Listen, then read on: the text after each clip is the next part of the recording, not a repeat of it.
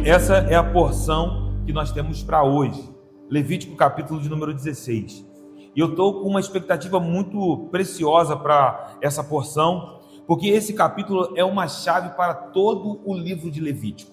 Quando olhamos para essa porção, nós temos o núcleo teológico do livro de Levítico, a expiação dos pecados.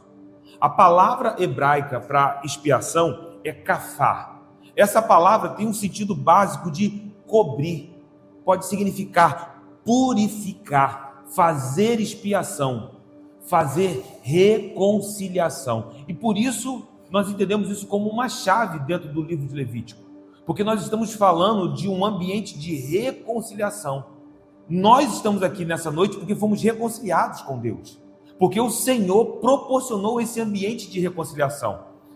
Olhando para o livro de Levítico, nós entendemos que a expiação se torna uma chave para tudo que é dito dentro do livro.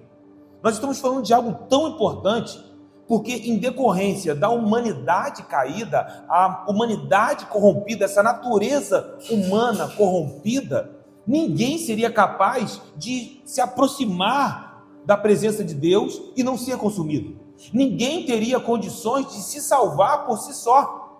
Então, quando nós falamos de reconciliação, nós estamos falando de algo que nos reconecta ao plano original, onde nós fomos chamados para viver na presença de Deus, desfrutar dessa santidade. Sem a expiação, nós jamais poderíamos viver nesse lugar. Ninguém poderia permanecer na presença de um Deus santo, na presença das chamas santas, sem uma liberação de justiça e misericórdia da parte de Deus. Então é nesse lugar onde o meu coração se posiciona em gratidão, porque o Senhor liberou justiça e misericórdia, e nós estamos aqui desfrutando dessa presença. Ele está aqui conosco nessa noite. No Novo Testamento, a expiação é a obra que Cristo realizou em sua vida, mas também em sua morte, para conquistar a nossa salvação. A expiação é o instrumento pelo qual nós fomos alcançados. Um sacrifício perfeito, de uma vez por todas, reconectados ao Pai. A expiação é, de fato, uma chave para o livro de Levítico. As exigências no Antigo Testamento, as exigências da lei levítica eram muito altas. E tão altas que provavelmente alguém tropeçaria em algum ponto. Talvez até sem querer, sem perceber. Nós estamos aqui estudando o livro de Levítico e percebemos quantos detalhes. E aí devemos nos perguntar, se alguém tropeça em um ponto, mesmo sem perceber, isso contaminaria o tabernáculo. Se esse adorador chegasse na presença do Senhor sem saber que ele pecou, sem saber que ele tropeçou em algum ponto, aquele ambiente estaria comprometido, tornando um ambiente inapropriado, incompatível com a presença santa de Deus. E aí você vai dizer, mas Zeca, ele pecou sem perceber. Ainda assim é pecado. Então como lidar com essa presença santa? Nós vemos então que o capítulo de número 16 é um capítulo encharcado pela graça de Deus, porque a expiação garantia a continuidade da presença de Deus entre o povo. Então Deus provê um dia, uma vez por ano, chamado Dia da Expiação, para que o sumo sacerdote fizesse a expiação, a purificação do tabernáculo, do altar, de si mesmo, do sacerdócio, de todo o povo, garantindo então a continuidade da presença no meio do seu povo. Quando olhamos para essa realidade e trazemos isso para o Novo Testamento, para a Nova Aliança, nós vemos como Jesus é a causa de estarmos aqui nessa noite. É porque Jesus proporcionou esse ambiente com o seu sacrifício. Guarde isso no seu coração, meu irmão. É por causa de Jesus e sua obra que temos a garantia da presença. É quando olhamos para Jesus que nós estamos guardados, que nós estamos seguros e temos a garantia que Ele continuará conosco. O sacrifício na cruz do Calvário é suficiente sobre as nossas vidas. É uma obra perfeita, é uma obra completa, é uma obra de impactos eternos, é uma obra na qual nós podemos confiar. Então, quando eu olho para a cruz do Calvário, eu vejo que ali eu estou completamente seguro, porque o sangue de Jesus nos lava e nos purifica de todos os nossos pecados. Essa é a chave do capítulo de número 16. Era um dia muito importante. E aí o capítulo 16 nos mostra que o livro de Levítico, de fato, não é só um compêndio de leis. É uma história, é uma narrativa. Você vê como o versículo 1 se apresenta. Falou o Senhor a Moisés depois que morreram os 2 filhos de Arão, tendo chegado aqueles diante do Senhor. Ou seja, o capítulo de número 16 nos conecta com o episódio do capítulo de número 10. Vocês lembram o que acontece no capítulo de número 10? Nadab e Abiú, por trazerem fogo estranho na presença do Senhor, são fulminados. Então, o capítulo de número 10 está conectado com o capítulo de número 16, porque o texto nos mostra que após os 2 filhos de Arão serem fulminados, Deus vai falar com Moisés. É o que diz aqui no capítulo 16, no verso de número 1.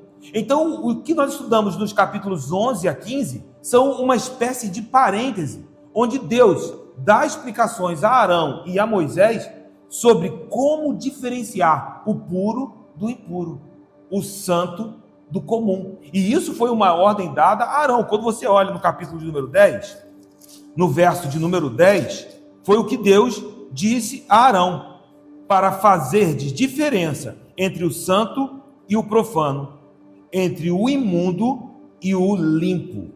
Os capítulos 11 e 15 trouxeram informações sobre o que é puro e o que é impuro, e como fazer essa diferenciação.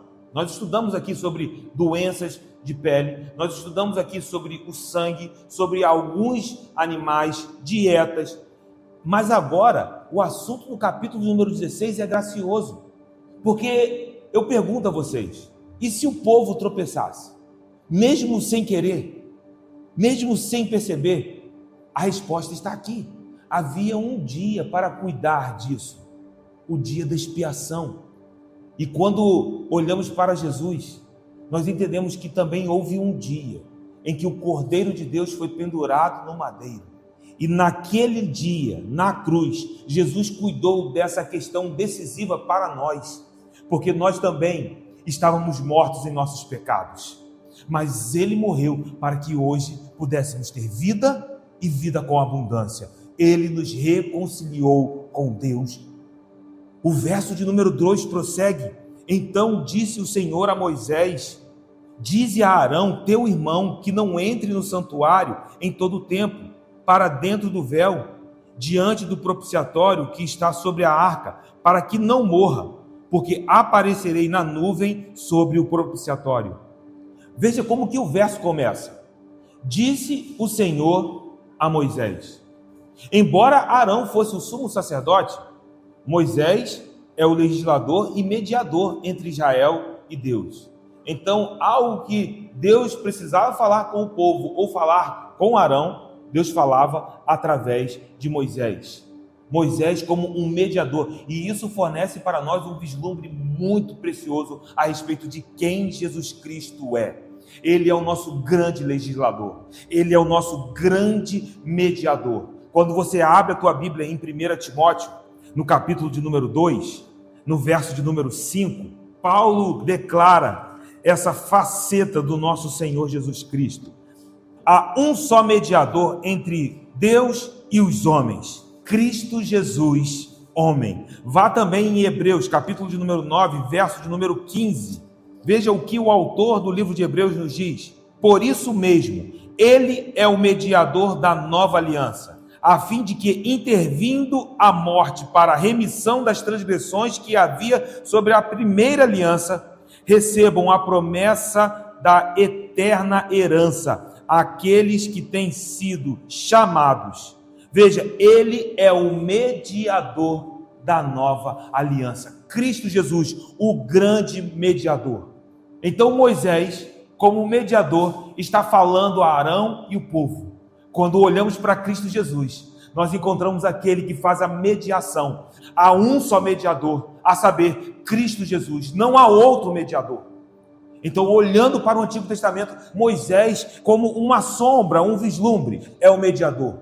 E qual é a mensagem para Arão? Deus não queria que Arão morresse como Nadab e Abiú, fulminados na presença do Senhor. Arão precisava ter um cuidado. Ele não podia ultrapassar o véu que separava o santo lugar do santíssimo lugar, do santo dos santos. A arca da aliança, a arca do testemunho, ficava no santíssimo lugar dentro do tabernáculo. Havia uma separação, um véu, e esse véu separava o santíssimo lugar do santo lugar. No santo lugar, os sacerdotes e o sumo sacerdote tinham acesso durante todo o ano, mas no santíssimo lugar, o sumo sacerdote só poderia entrar uma vez por ano. E sobre a arca do concerto, havia uma espécie de tampa. No Antigo Testamento, ela é chamada de propiciatório. Sobre ela, havia 2 querubins, um de cada lado, que foram forjados em ouro.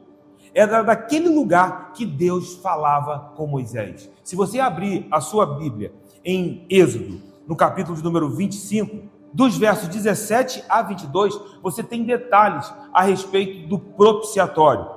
Veja isso no verso número 17. Farás também um propiciatório de ouro puro, de 2 côvados e meio, será o seu comprimento, e a largura de 1 côvado e meio. Farás 2 querubins de ouro batido os farás nas 2 extremidades do propiciatório. Você pode entender, é como uma tampa de ouro, e haviam 2 querubins de ouro, forjados, um em cada lado, um em cada extremidade da tampa do propiciatório.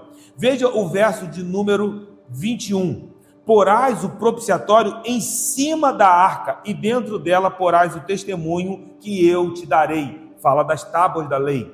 Então era uma espécie de tampa. E olha o verso número 22. E ali virei a ti, de cima do propiciatório, do meio dos 2 querubins que estão sobre a arca do testemunho, e falarei contigo acerca de tudo o que eu te ordenar para os filhos de Israel. Ou seja, era dali que Deus vinha para falar com Moisés. Esse propiciatório, nas versões inglesas, é traduzido como assento da misericórdia. É o trono onde ele se assenta para falar conosco. É um trono de misericórdia, porque se nós podemos ouvir a voz de Deus, é porque misericórdia está sendo liberada sobre as nossas vidas. Meu irmão, você precisa guardar isso no teu coração. Ouvir a voz de Deus é uma liberação de graça, favor, misericórdia. Nós não podemos lidar como se isso fosse uma coisa comum. Não, é graça, bondade, misericórdia. Glorifique a Deus. Porque se isso já aquece os nossos corações, eu quero te dizer que nós, em Cristo Jesus, na nova aliança, há um oceano de graça liberado sobre as nossas vidas. Porque o que nós vemos aqui é que o sumo sacerdote entraria uma vez por ano nesse santíssimo lugar. Mas e hoje? Por causa de Cristo Jesus, nós, como filhos de Deus, temos acesso a esse santíssimo lugar todos os dias. Meu irmão, como que isso aquece o nosso coração? Nós temos acesso a essa presença que o sumo sacerdote só podia desfrutar uma vez no ano. Mas hoje, se você está trabalhando ali, você pode acessar o Santo dos Santos. Se você se levantou para orar, se você está com os seus joelhos dobrados, se você está nos seus devocionais, nós podemos adentrar no santíssimo lugar, porque Jesus abriu esse caminho para nós. Quando isso se torna uma realidade para mim e para você, meu irmão, não tem como mais viver da mesma maneira. Nós não podemos mais pensar da mesma forma, não tem como agir da mesma maneira. Nós somos nova criação, nós temos acesso a esse lugar santíssimo, e eu louvo a Jesus porque eu posso desfrutar desse ambiente aqui e agora. Nós estamos na presença do Todo-Poderoso nessa noite. Por isso o meu coração queimava, havia fogo no meu coração à medida que eu lia Levítico 16, porque um oceano de graça era revelado ao meu coração. Já é lindo ler Levítico 16 e perceber que o Senhor proporcionava um dia para que o sumo sacerdote entrasse e o povo pudesse continuar vivendo na presença de Deus. Mas agora imagine, irmão, que essa presença, essa paz nos dirige cada segundo da nossa jornada. Isso muda tudo, meu irmão. 1000 caem ao meu lado, 10.000 à minha direita, mas eu sei porque eu não serei atingido, porque eu tenho um alvo, e esse alvo é essa presença que continua conosco a cada dia. É graça, meu irmão. A eternidade já começou. Então é incrível olhar para o capítulo de número 16 e perceber que nós estamos em uma posição extremamente privilegiada.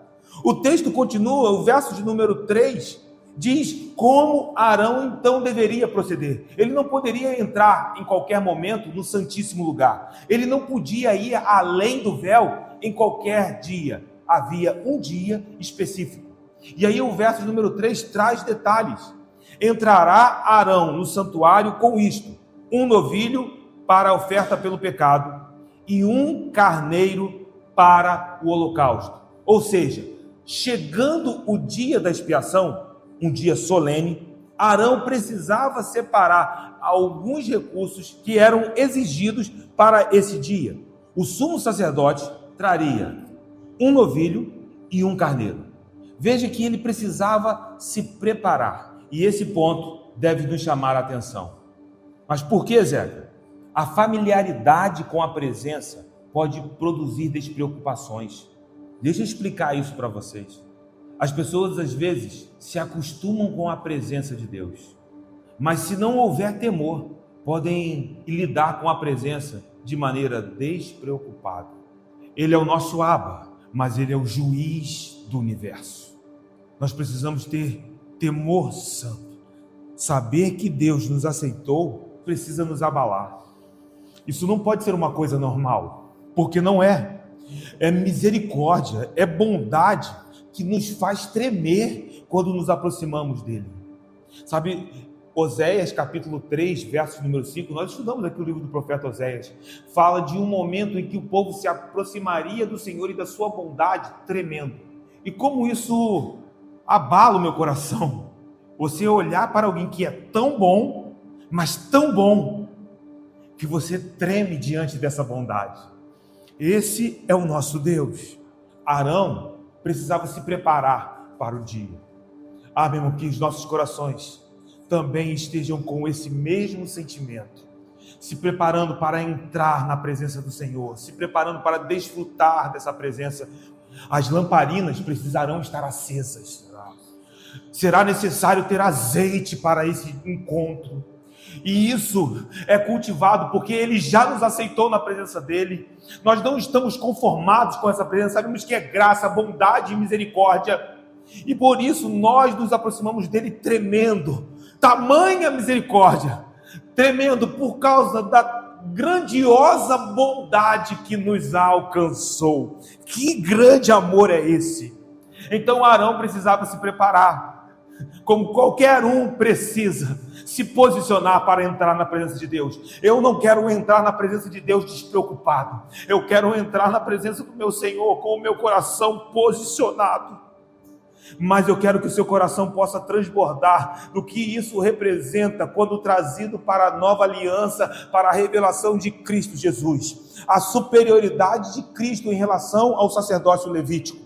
Arão precisava fazer expiação pelos seus próprios pecados. Espera aí, Arão era sumo sacerdote. No Antigo Testamento, o sumo sacerdote era um pecador. Mas olha para a nova aliança. Nós temos um sumo sacerdote. Só que o nosso sumo sacerdote é perfeito para sempre. É um sumo sacerdote que não tem pecado. Como nós vemos no livro de Hebreus, no capítulo de número 4, verso de número 15. Veja o que o texto diz. Porque não temos sumo sacerdote que não possa compadecer-se das nossas fraquezas. Antes, foi ele tentado em todas as coisas à nossa semelhança, mas, porém, entretanto, sem pecado. Ele não pecou. Ele é o nosso sumo sacerdote perfeito para sempre. Veja como nós estamos posicionados no mundo espiritual. No Antigo Testamento, o sumo sacerdote precisava fazer expiação pelos seus próprios pecados, porque ele era um homem pecador, mesmo sendo ali alguém que representava a santidade de Deus, era um homem falho. Mas quando nós olhamos para a nova aliança, nós vemos que o Senhor enviou o seu próprio Filho como um sumo sacerdote para nos reconciliar com Deus, para nos reconciliar com o Pai, para nos reconciliar consigo mesmo. Nós estamos em uma posição privilegiada, meu irmão, nessa noite.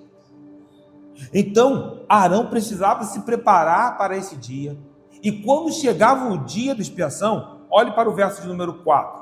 Vestirá ele a túnica de linho sagrada, terá as calças de linho sobre a pele, cingir-se-á com o cinto de linho e se cobrirá com a mitra de linho. São estas as vestes sagradas. Banhará o seu corpo em água e então as vestirá. Veja a preparação para entrar na presença. Arão precisava se lavar com água como um rito de purificação. E não há como deixar de ser maravilhado, meu irmão, por Jesus. Por quê? Porque Arão, como sumo sacerdote, precisava se lavar com água para então se purificar e entrar na presença. Mas olhe para o nosso sumo sacerdote. O nosso sumo sacerdote, Jesus, é a própria água da vida.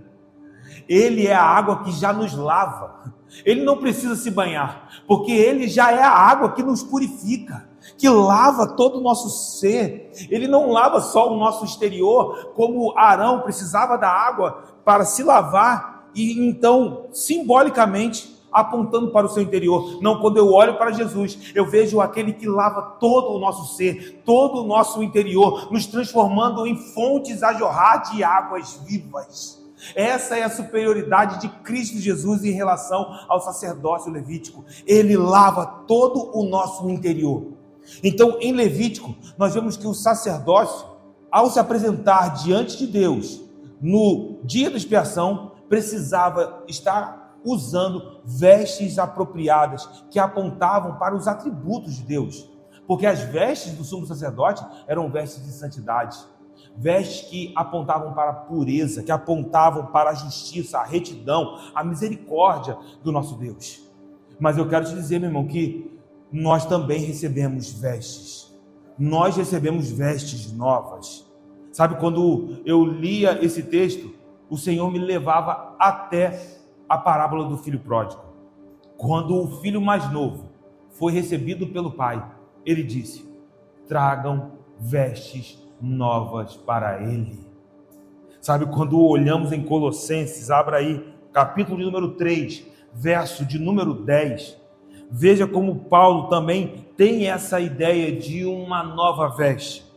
E vos revestistes do novo homem que se refaz para o pleno conhecimento segundo a imagem daquele que o criou. À medida que nós nos vestimos, estamos apontando para quem Ele é, porque esse pleno conhecimento de Cristo Jesus faz com que venhamos caminhar revelando a imagem daquele que nos criou. Então você sai daqui vestido com essas vestes novas que o Senhor te deu, e quando olharem para você, quem verão? A imagem do seu Criador, a imagem do nosso Criador. Apocalipse, capítulo de número 22, no verso de número 14, nos diz que nós somos bem-aventurados, bem-aventurados aqueles que lavam as suas vestiduras no sangue do Cordeiro, para que lhes assista o direito à árvore da vida e entrem na cidade pelas portas. Eu estou falando de vestiduras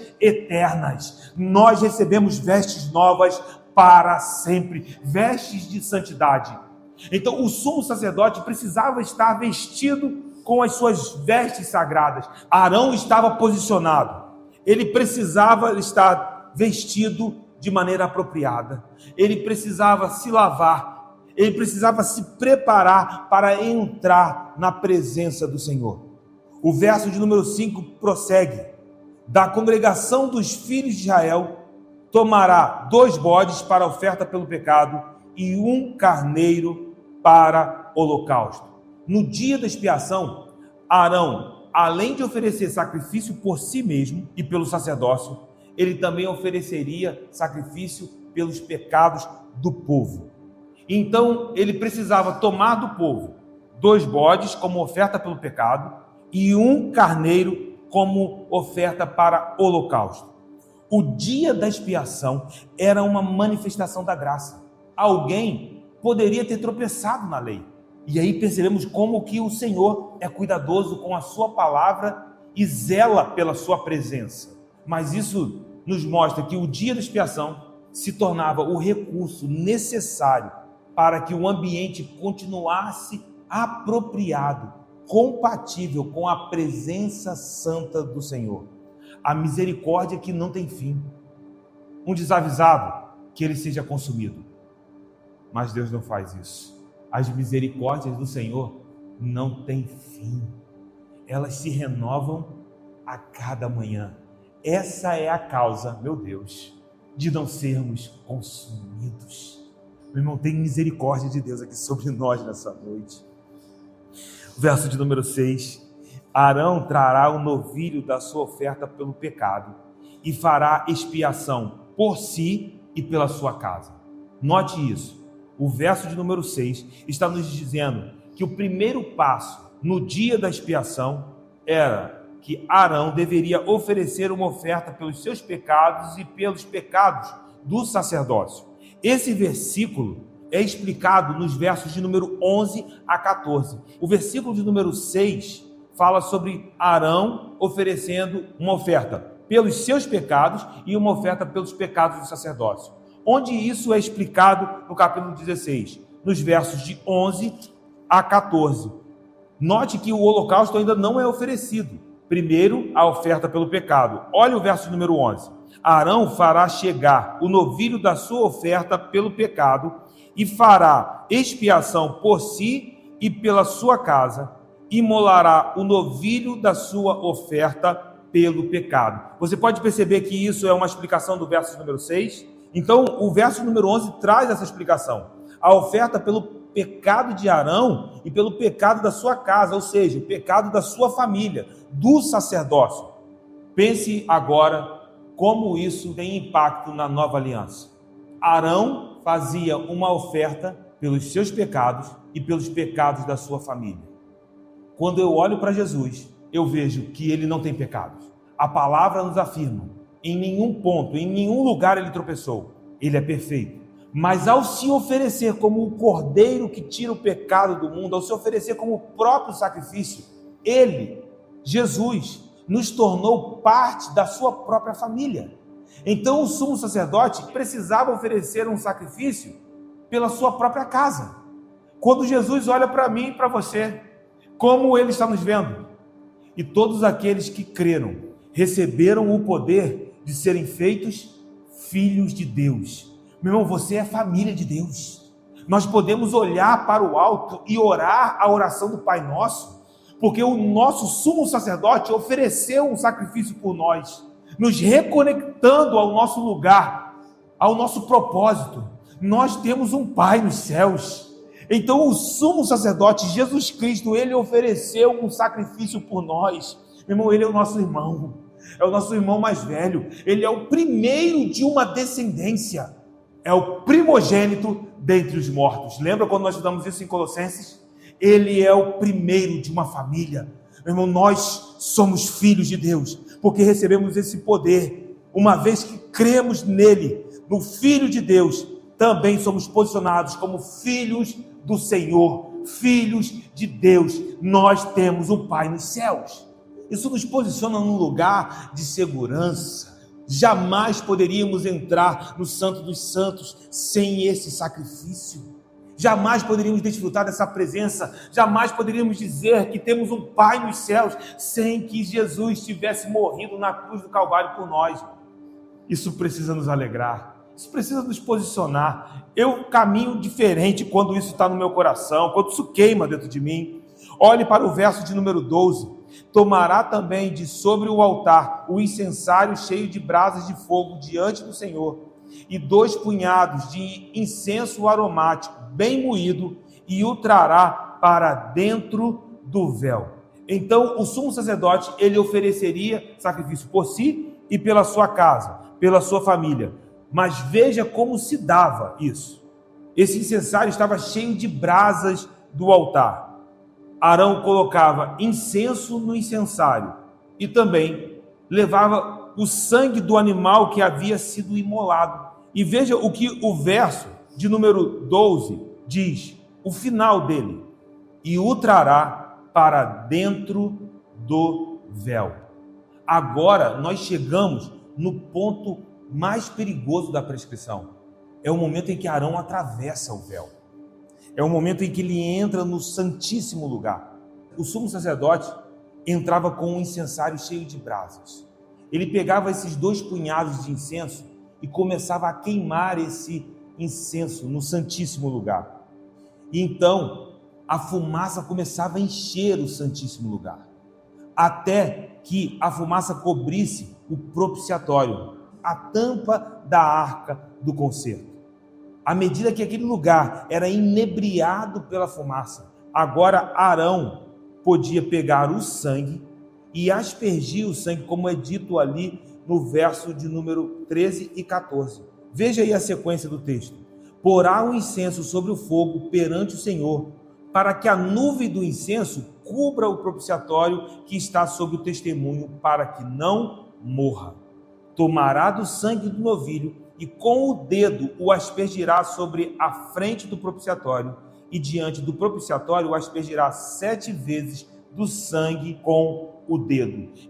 Ele entrava com esse incensário, e a fumaça, a nuvem de fumaça, era uma espécie de proteção para que Arão não morresse contemplando a glória de Deus. É o que diz o verso de número 13. Para que Arão não morra, como está no final do verso de número 13. Se ele entrasse naquele lugar sem essa nuvem, provavelmente ele seria fulminado contemplando a glória de Deus.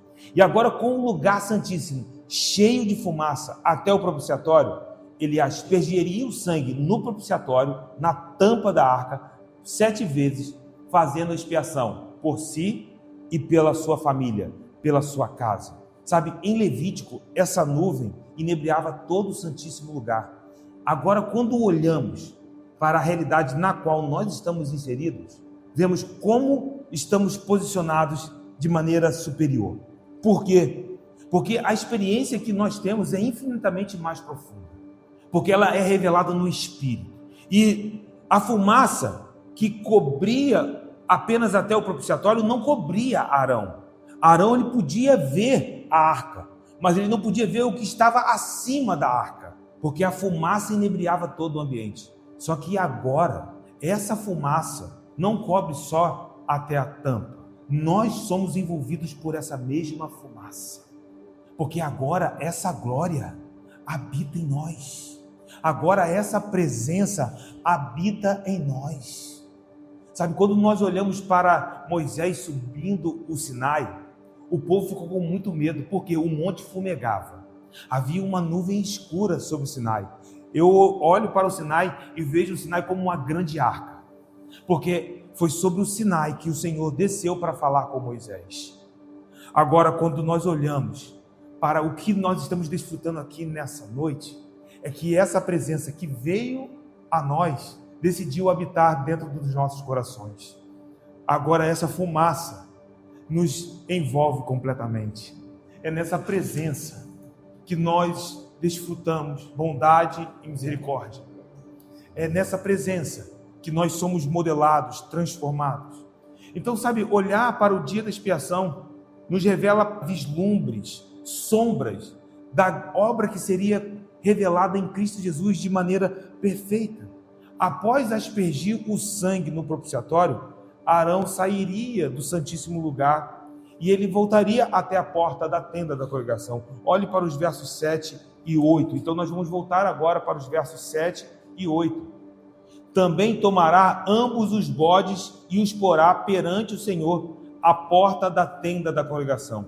lançará sorte sobre os 2 bodes, uma para o Senhor e a outra sorte para o bode emissário. A NVI traz a expressão Azazel, que significa bode emissário. Algumas tradições judaicas descrevem esse rito. Eu vou falar com bastante cuidado, porque nós não temos uma descrição de como essas sortes eram lançadas, né? Nós não temos um texto bíblico que descreva esse momento do ritual, mas algumas tradições nos dizem que o sumo sacerdote colocava 2 bodes, um do seu lado direito e o outro do lado esquerdo, e 2 pedras escritas para o Senhor e Azazel, uma inscrição em cada pedra, eram colocadas dentro da urna, e o sumo sacerdote tirava essas 2 pedras com as suas 2 mãos de uma vez só, e ele, com as mãos fechadas ainda, ele colocava a mão sobre a cabeça dos 2 bodes. Então o povo poderia perceber ali, no lançar a sorte, qual seria o bode para o Senhor e qual seria o bode levado para o deserto. Isso é uma descrição da tradição judaica de como essas sortes eram lançadas. Era um sorteio onde um bode seria sacrificado e o outro bode seria o bode expiatório. O bode que seria para o Senhor, o versículo de número 9 diz que seria um bode oferecido como oferta pelo pecado. Está aí no verso de número 9. Mas como essa oferta era feita? Novamente, a explicação desses versículos está nos versos de 15 a 19.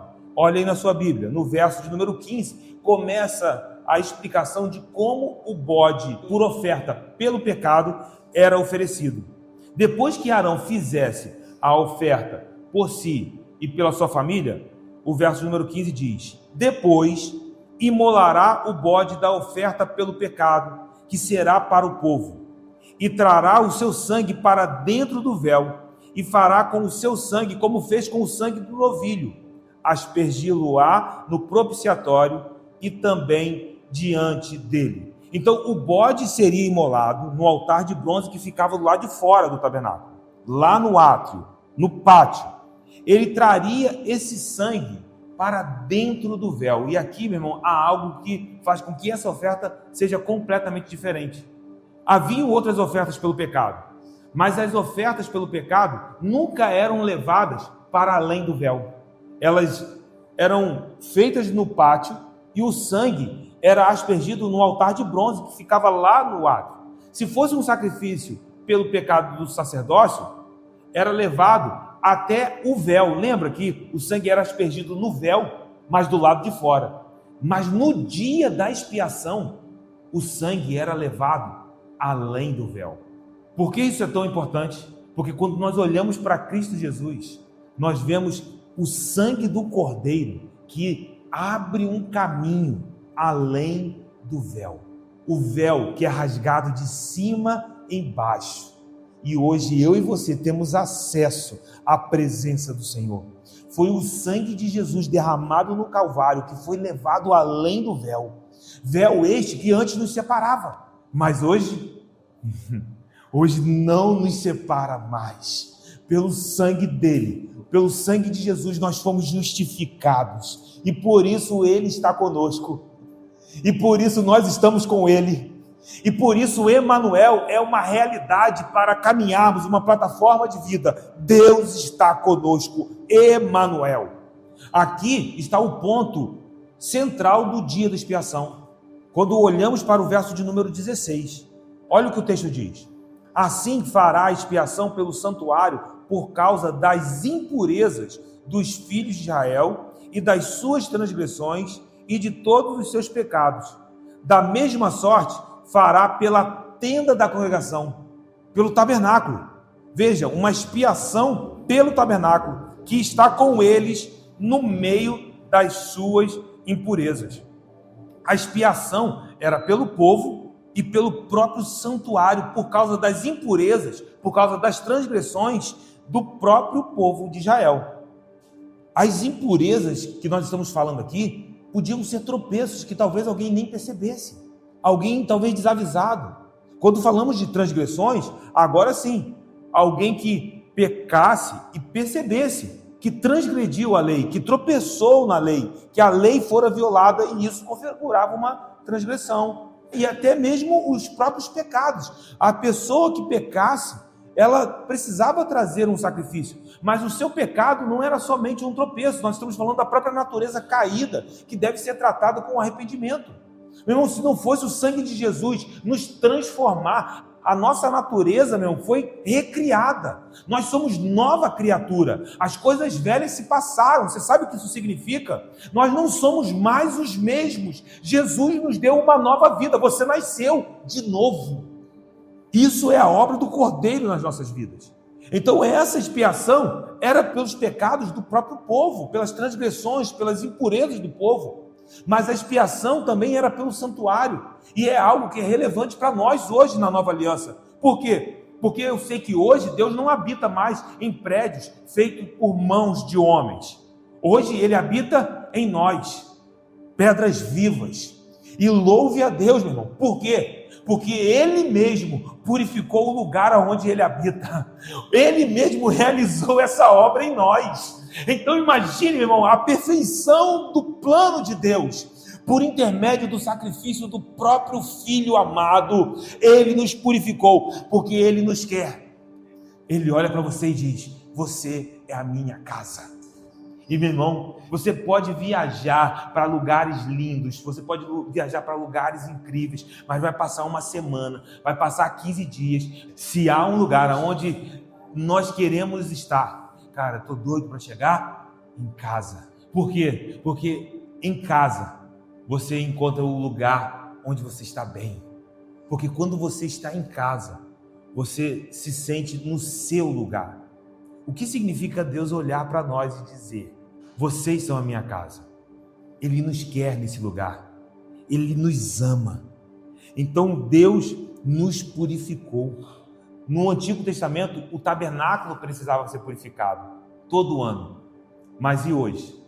Hoje o tabernáculo vivo, nós como casas do Senhor, nós como templo do Espírito, fomos purificados pelo sangue do Cordeiro. Aleluia! Glórias a Deus! Esse é o sacrifício de Cristo Jesus, suficiente para nos purificar. O verso número 17 prossegue: nenhum homem estará na tenda da congregação quando ele entrar para fazer propiciação no santuário, até que ele saia depois de feita a expiação por si mesmo e pela sua casa e por toda a congregação de Israel. Preste atenção, durante esse ritual, no dia da expiação, ninguém poderia estar na tenda da congregação, ninguém podia estar dentro do tabernáculo.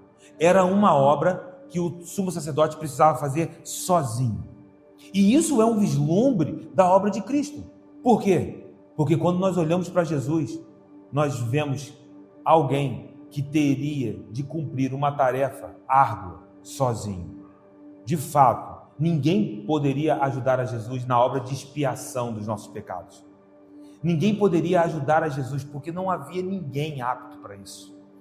Então, quando olhamos para Jesus, nós vemos aquele como o servo humilde que confiou no Pai até o fim e cumpriu essa missão sozinho.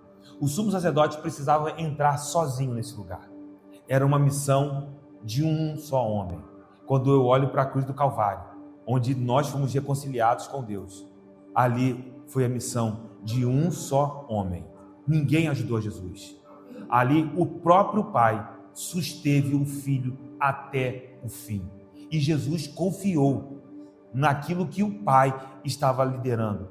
Jesus confiou no plano perfeito que o Pai havia proposto. Porque o Pai propõe, o Filho executa. O Pai estabelece o plano, mas o Filho vem para fazer com que essa obra seja real nas nossas vidas. Olhe para os versos 18 e 19. Então sairá ao altar que está perante o Senhor e fará expiação por ele. Tomará do sangue do novilho e do sangue do bode e o porá sobre os chifres do altar ao redor. Do sangue aspergirá com o dedo 7 vezes sobre o altar e o purificará e o santificará das impurezas dos filhos de Israel. Você está entendendo o que esse texto está dizendo? Que o altar também se tornava contaminado. Então o altar precisava ser purificado todo o ano. Após aspergir o sangue no propiciatório, lá dentro do Santo dos Santos, no Santíssimo Lugar, Arão agora tomava o sangue do novilho, que era pelos pecados do sacerdócio. Ele pegava o sangue do bode, que foi pelos pecados do povo, e ele aspergia esse sangue no altar de bronze, que estava lá no átrio, que estava lá no pátio, porque o altar também estava contaminado. Ele passava o sangue nas pontas do altar, nos chifres do altar com o dedo, aspergia 7 vezes sobre o altar, e assim o altar era purificado. Quando eu olho para isso, eu vejo um paralelo com o Novo Testamento, porque as nossas vidas também são altares de adoração que foram purificados pelo sangue do Cordeiro.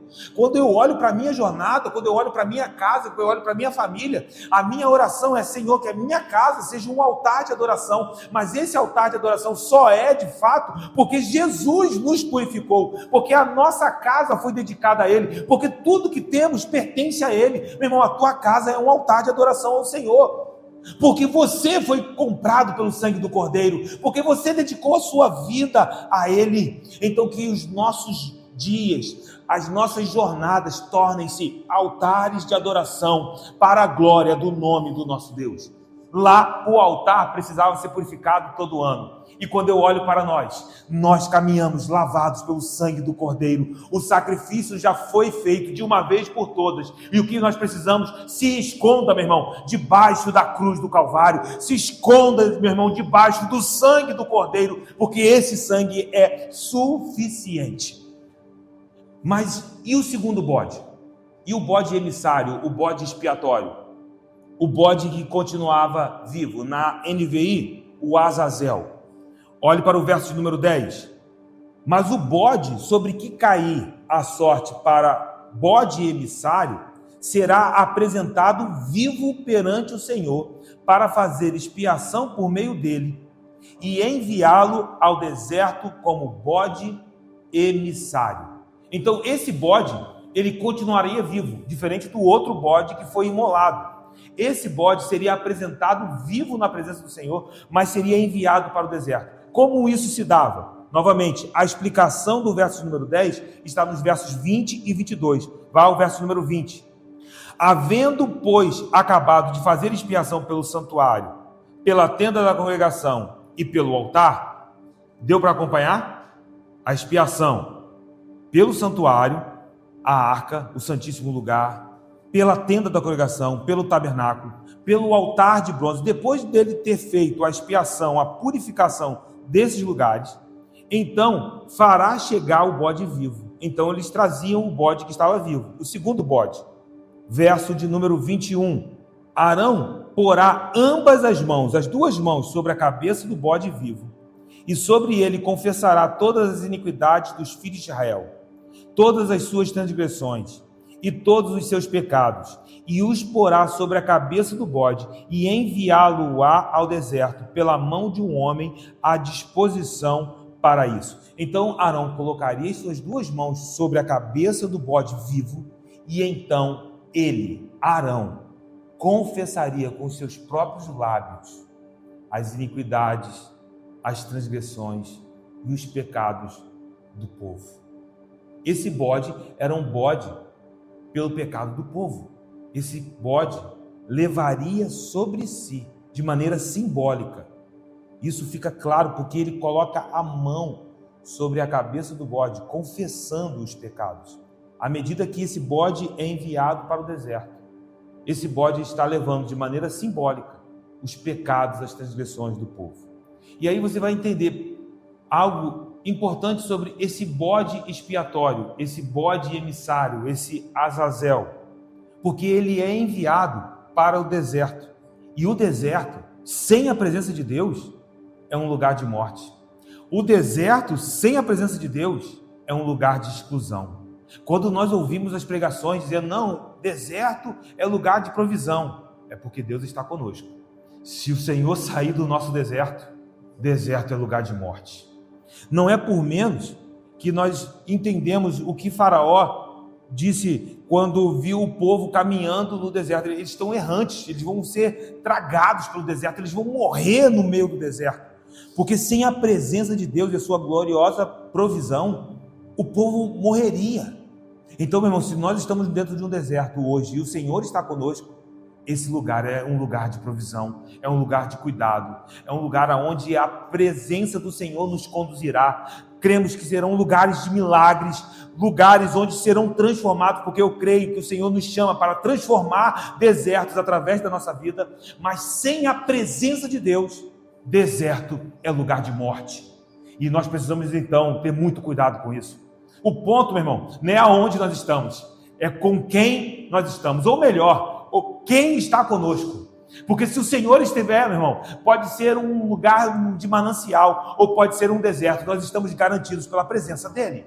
Mas esse bode era enviado para o deserto, levando iniquidades sobre si, levando os pecados do povo sobre si.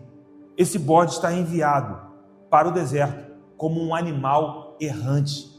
Ao enviar o bode para o deserto, ele levava sobre si as iniquidades do povo para um lugar solitário, para um lugar de destruição, onde ele inevitavelmente morreria.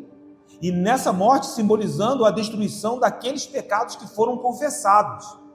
Note que é necessário confissão, mas o paralelo com a obra de Cristo é muito claro, porque quando olhamos para Isaías 53, nós vemos que Jesus tomou sobre si os nossos pecados.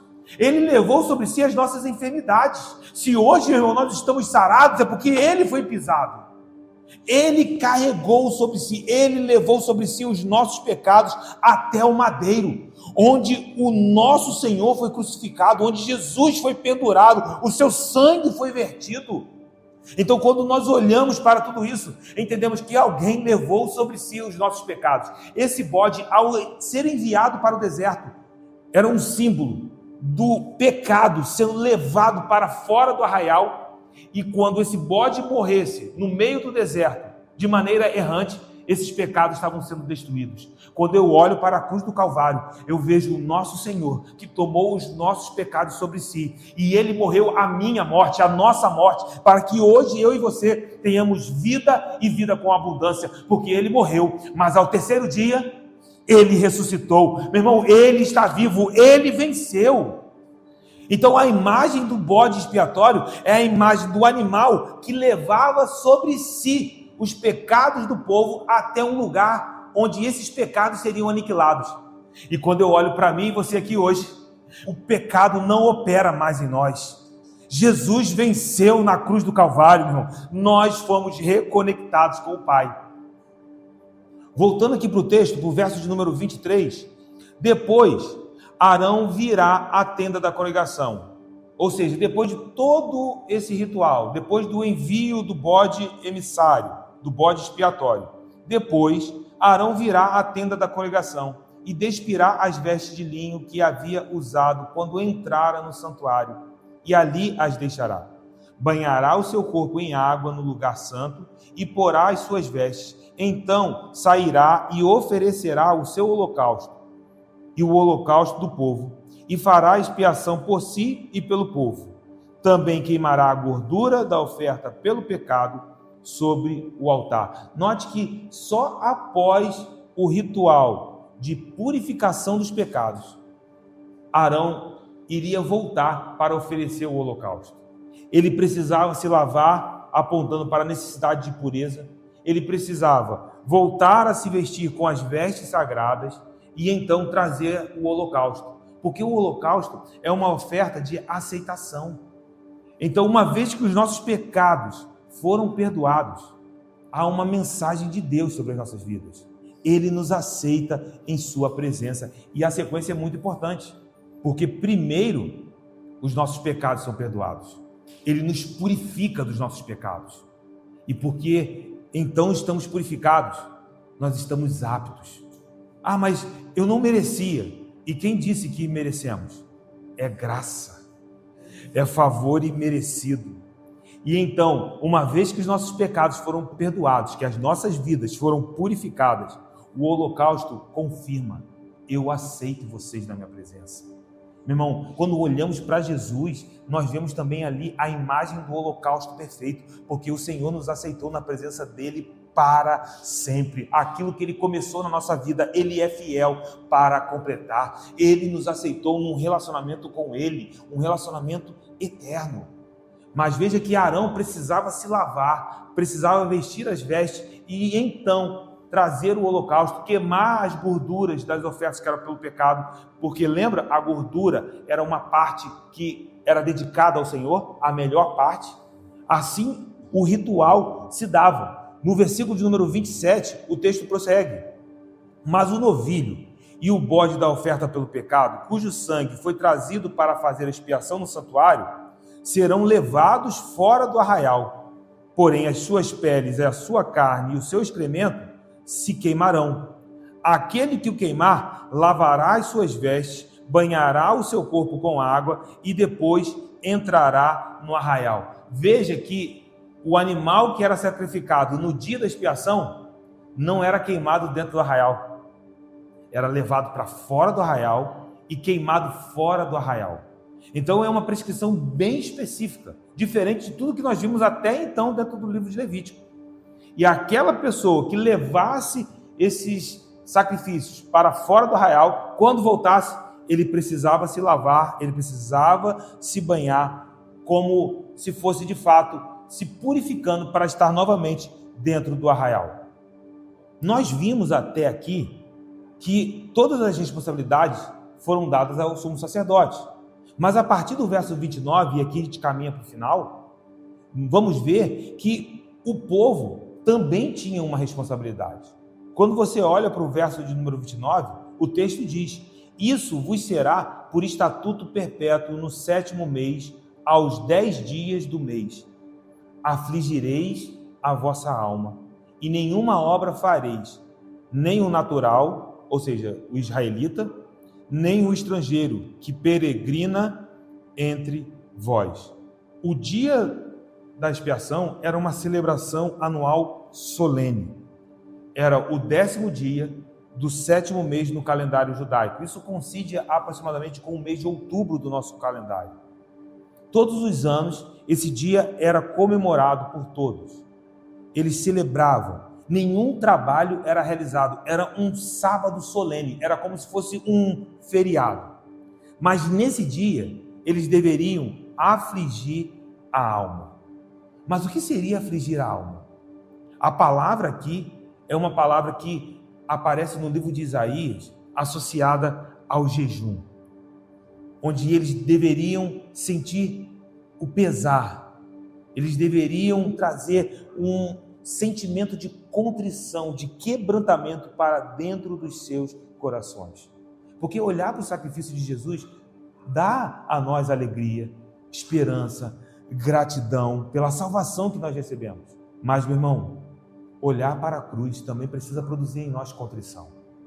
Olhar para a cruz também precisa produzir em nós quebrantamento como fruto do arrependimento. Eu estou falando da morte do Filho de Deus. Eu estou falando da morte de um inocente. Eu estou falando da morte do Filho de Deus, que é vida. E Ele morreu por nós, sem ter pecado algum. Então, o dia da expiação era um dia solene, mas era um dia de quebrantamento. Era um dia de gratidão, mas eles deveriam estar com seus corações contritos. O verso de número 30 diz: porque naquele dia se fará expiação por vós, para purificar-vos, e sereis purificados de todos os vossos pecados perante o Senhor. É sábado de descanso solene para vós outros, e afligireis a vossa alma. É estatuto perpétuo. Todos os anos isso deveria ser realizado. Verso número 32. Quem for ungido e consagrado para oficiar como sacerdote no lugar de seu pai, fará expiação, havendo posto as vestes de linho, as vestes santas. Fará expiação pelo santuário, pela tenda da congregação, pelo altar, também a fará pelos sacerdotes e por todo o povo da congregação. Então, como estatuto perpétuo, mesmo após a morte de Arão, o seu filho assumiria o lugar e o dia da expiação continuaria sendo celebrado. era uma responsabilidade do sacerdócio e uma responsabilidade do povo afligir o seu coração, ter um ambiente de contrição, trazer contrição e quebrantamento para dentro do seu coração, porque aquele dia era um dia de expiação pelos seus pecados. Todos os anos eles precisavam fazer isso. E aqui eu quero chamar a tua atenção. Todos os anos. Por quê? Porque os sacrifícios eram temporários. Porque os sumos sacerdotes também morriam. Então todo ano havia pecados, todo ano havia o dia da expiação. Os sumos sacerdotes morriam. Então eles estavam dentro de uma aliança em que era necessário que esses sacrifícios anualmente fossem feitos. Havia uma necessidade. Era necessário um sumo sacerdote eterno. Mas os sacerdotes morriam. Era necessário um sumo sacerdote que vencesse a morte. E nós conhecemos esse sumo sacerdote. O nome dele é Jesus. É Jesus Cristo. E ele fez a expiação de uma vez por todas. O verso número 34 conclui: isto vos será por estatuto perpétuo para fazer expiação uma vez por ano pelos filhos de Israel, por causa dos seus pecados. E fez Arão como o Senhor ordenara a Moisés. Então eles precisavam fazer uma vez por ano. Mas quando eu olho para Cristo Jesus, abra tua Bíblia em Hebreus 7, no verso de número 23. O autor de Hebreus diz: ora, aqueles são feitos sacerdotes. Ele está falando dos sacerdotes que são descritos no livro de Levítico. Ele está falando do sacerdócio levítico. Aqueles são feitos sacerdotes em maior número. Por que precisavam de tantos sacerdotes? Por que precisavam de muitos sumos sacerdotes? Porque são impedidos pela morte de continuar. Eles morriam. E aí o autor de Hebreus aponta para Jesus. No entanto, porque continua para sempre, meu irmão. O nosso Jesus continua para sempre, tem o seu sacerdócio imutável. Por isso, também pode salvar totalmente. Eu declaro isso sobre as nossas vidas. Nós fomos salvos totalmente. Os que por eles se chegam a Deus, vivendo sempre para interceder por eles. Eu quero te dizer, meu irmão, Jesus está intercedendo por nós. Com efeito, nos convinha um sumo sacerdote como este. E nós temos, meu irmão, nós recebemos de Deus essa dádiva, um sumo sacerdote santo, inculpável, sem mácula, separado dos pecadores e feito mais alto do que os céus. Meu Deus! O nosso sumo sacerdote é mais alto do que os céus, que não tem necessidade, como os sumos sacerdotes, os de Levítico, de oferecer todos os dias sacrifícios, primeiro para os seus próprios pecados. Lembra do dia da expiação? Que tinha que oferecer sacrifícios pelos seus próprios pecados? Jesus não precisou oferecer sacrifícios pelos seus próprios pecados, ele não teve pecado.